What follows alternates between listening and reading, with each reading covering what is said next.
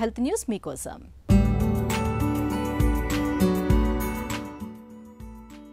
మందులు, ఆహార నియమాలు, వ్యాయామం వంటి ఎన్ని జాగ్రత్తలు తీసుకుంటున్నా కొంతమందిలో షుగర్ అదుపులోకి రాదు. ఇందుకు నిద్రలేమి ఒక ప్రధాన కారణమని పేర్కొంటున్నారు అమెరికాకు చెందిన పరిశోధకులు.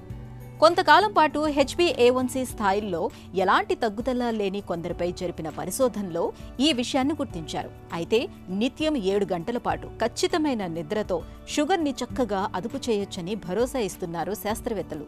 నిద్రలేమి వల్ల గ్లూకోజ్ జీవక్రియలు, ఇన్సులిన్, హార్మోన్ నియంత్రణ వంటివి దెబ్బతింటాయని, కార్టిసాల్ వంటి ఒత్తిడి హార్మోన్లు ప్రేరేపితమవుతాయని ఈ అధ్యయనం వెల్లడిస్తోంది. రోజు మొత్తంలో చాలినంత నిద్రపోవటం వల్ల కార్టిసాల్, లెప్టిన్, గ్రెలిన్ వంటి హార్మోన్లు అదుపులోకి వస్తాయి. తగినంత విశ్రాంతి తీసుకోవటం వల్ల శరీరం తనకు కావలసిన శక్తిని పునరుద్ధరించుకోగలుగుతుంది.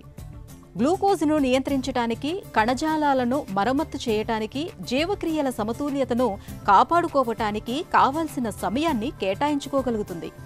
దీంతో శరీరం ఇన్సులిన్ను మరింత సమర్థవంతంగా ఉపయోగించుకోవటానికి, కణాలు గ్లూకోజ్ను సంగ్రహించటానికి సహాయపడుతుంది.